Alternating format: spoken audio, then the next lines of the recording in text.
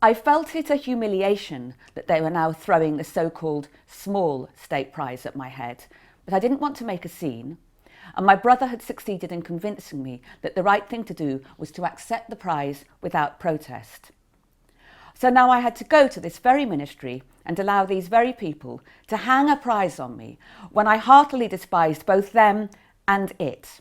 I had sworn never again to set foot in a ministry in which only dull-wittedness and hypocrisy reigned, but now I was in this straitjacket my brother had stuck me in. Several newspapers had played up the announcement that I was getting the prize as if it were the big prize, while it was to me the humiliating small prize.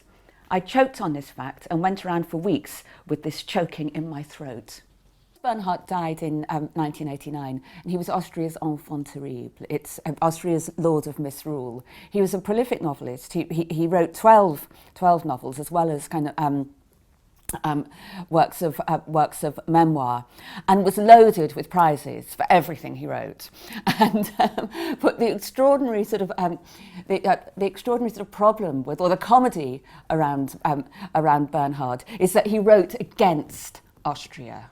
In fact, he wrote against everything. His writing is a slightly unhinged, semi-hysterical rant against humanity, against Austria, against the demise of culture, against bourgeois life. And it's a sort of breathless rant. And the only way that the Austrians can sort of cope with it is by giving him a prize for each book. The most important thing to know about Bernhard's life is that he lived in death.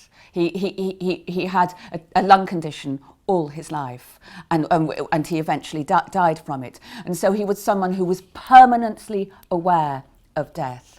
He was the illegitimate son of a housemaid. He didn't know his father. His father actually, he believed, committed suicide. Bernhard was obsessed with suicide. He was raised by his grandfather, who was also obsessed with suicide, and used to instill in Bernhard as a little boy, you know, the importance of killing yourself at some stage in life. It would be noble to do that. And so, I mean, Bernhard was a very much a kind of a self-educated, self-invented Austrian product. And he didn't marry, he didn't have children. He set himself up with this much older woman, 37 years older than him, in the year that his mother died, and had a very close and committed relationship to her. He's an odd bod. And he wrote and wrote and wrote. Bernhard won the 9 most prestigious prizes he could win in Austria and Germany, and he gives an account of each ceremony, and the account is farcical. It's this kind of theatre. Each prize ceremony is a theatre with an audience and a villain and a fool and a hero and a soliloquy. And it's sort of one wonderfully drawn bit of comedy. He sees prize culture as hypocritical, and himself as the worst hypocrite for accepting the prizes. And this is where the book becomes really complicated, because he loathes himself for accepting prize after prize after prize. And he loathes the judges. He thinks the judges haven't got any taste anyway. You know, how dare they judge his work? You know, what do they know about him or his work? I mean, they know nothing about, he calls them so-called prizes and so-called judges and so-called art and culture. What do they know about it? And so he thinks prize culture is a way of the state sanctioning art, and he writes against the state. And he says that, you know, he despises writers who suckle at the nipple of the state. And he says this is what he doesn't want to do, but in fact is what he does do, because he says in the end he accepts all these prizes because there's so much money. Bernhard is he's relentless read, and he's embarrassing. I think what I found with my prizes is that I was wincing with embarrassment reading it, and I think this is the reason it wasn't published for 30 years, because even his publishers were embarrassed. And so here we have a writer who is licensed to say the unacceptable.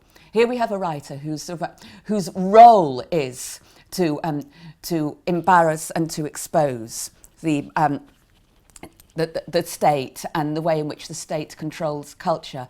And even he's gone too far here. And even Bernhard's fans can't deal with my prizes. I mean, when the reviews came out, when it was published in America last year, the reviews were terribly cautious. I went, oh gosh, not quite sure what to do with this, because we're so reverential about prize culture. This is Bernhard having gone too far. But I think where he goes too far is he takes away the seriousness of it by making prize culture into a comedy rather than a very, very earnest, self-important, self-congratulatory performance. He makes it look ridiculous, and he's embarrassed everyone except himself. It's an uncategorizable book, and it's absolutely perfect for Notting Hill editions in that sense. I don't know where you'd put it in a bookshop, except that it's now found a place as an essay, which is exactly what it is. It's a little contained time bomb, and the writing's much tighter than Bernhard's writing usually is, and it's fantastically provocative and suggestive and relevant exactly in the way that that essays should be. And I think this is what I like about it so much. Its brevity and its sharpness and its wit and its complete strangeness as a piece of writing.